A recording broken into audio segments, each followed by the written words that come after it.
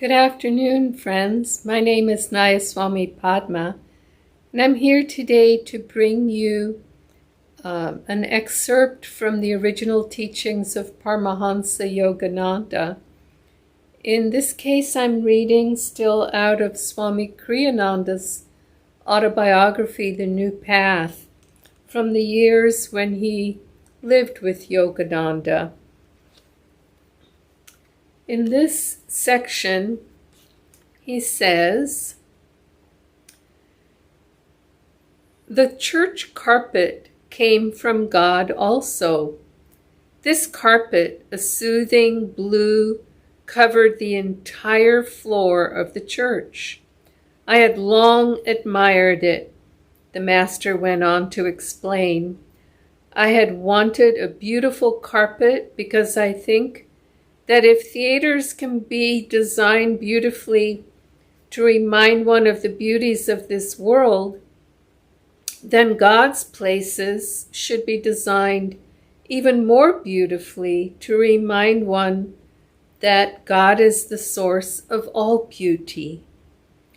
My wish was for a rich blue carpet like the one we used to have in the Encinitas temple. I sent people scouting everywhere, but no one found anything like it.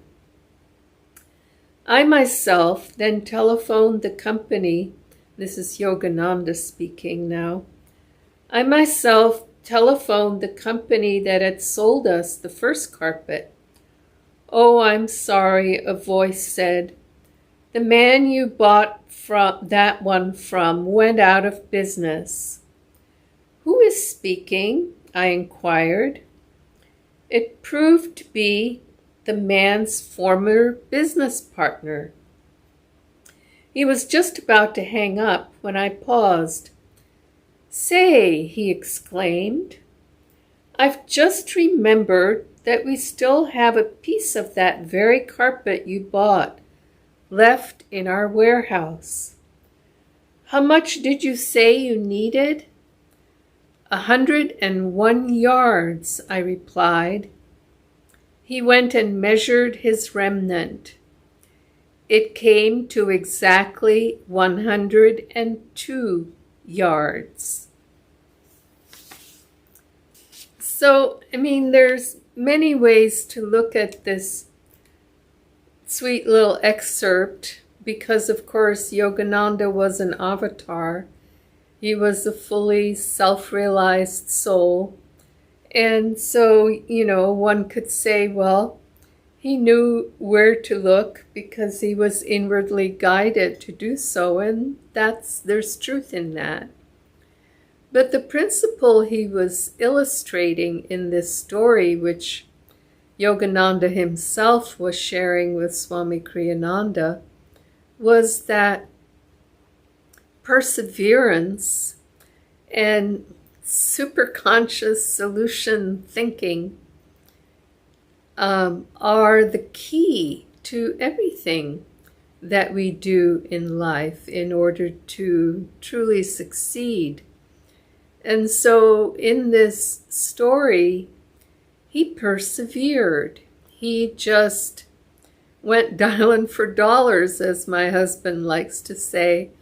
He just kept at it until he, sort of sleuthed his way back to the original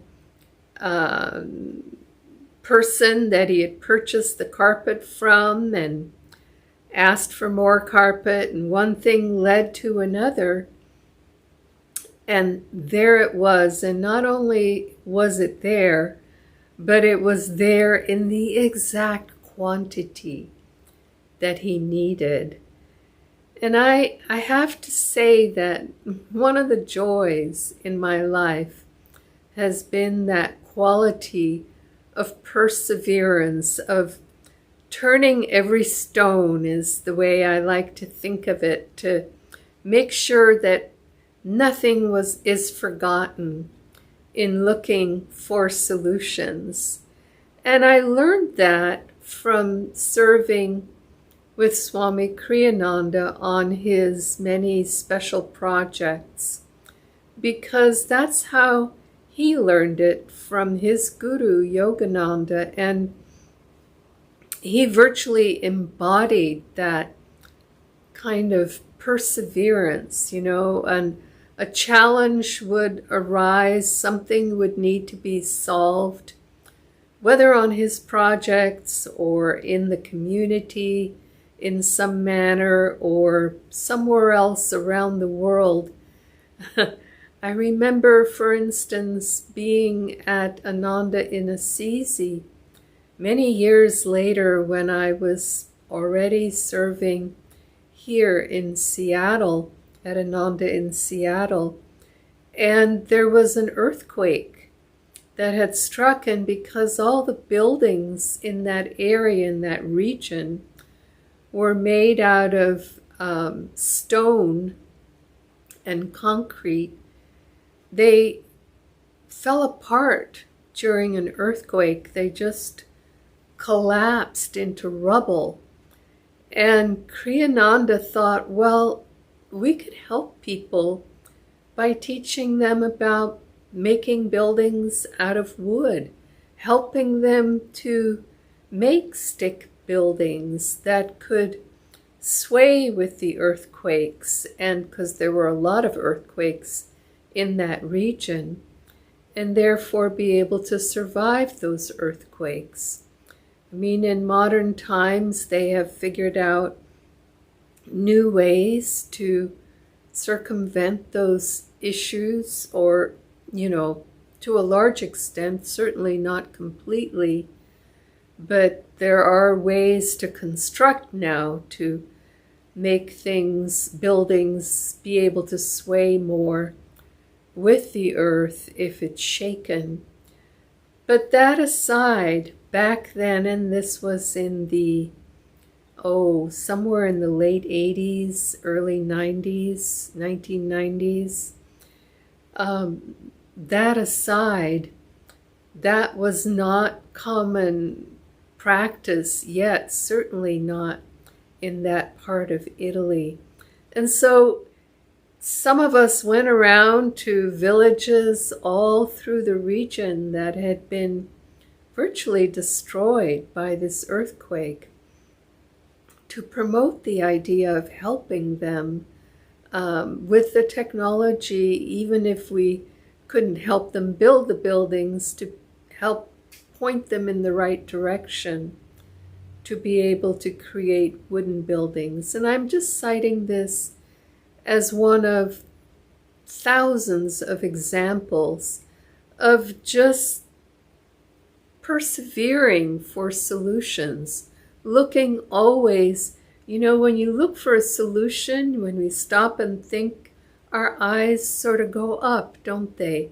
Naturally, and the spiritual person understands that naturally we look up to this part of the brain for solutions inwardly.